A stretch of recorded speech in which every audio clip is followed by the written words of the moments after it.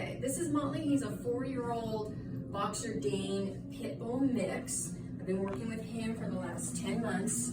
He unfortunately suffered an FCE, that's Fibrocartilaginous Embolism, October of 2022. You can think of that as like a spinal stroke. It's a little clot that breaks off from the spinal disc and floats around the circulatory system. So no one understands what causes it, but it is more prevalent in larger dogs.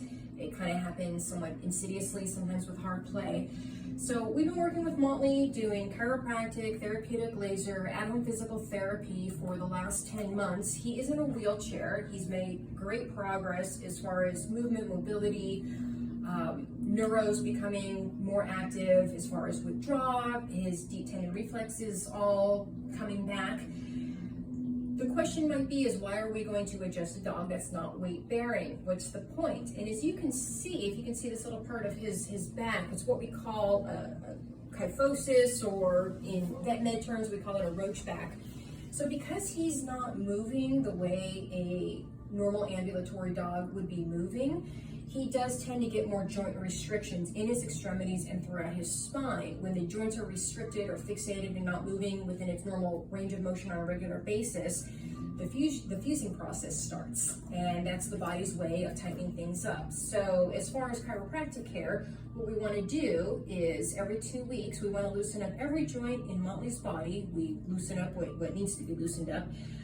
Which is what I'm doing right now, is called palpation. And the idea with that is that, from a manual standpoint, we're increasing joint mobility and joint range of motion to help slow down the degenerative process or the osteoarthritic process, in an effort to keep his spine and his joints as healthy and clean as possible, given the fact that he's not as mobile as the average ambulatory dog.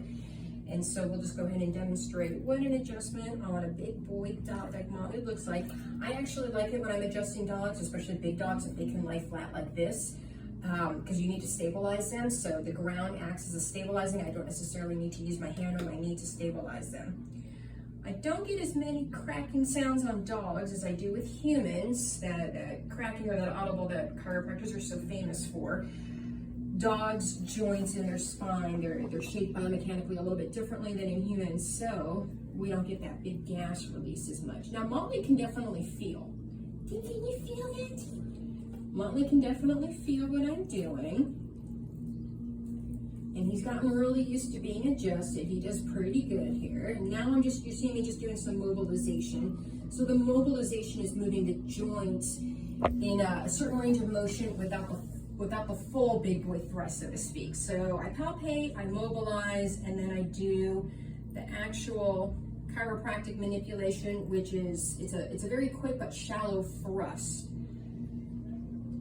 to just increase some range of motion in the bones in his spine.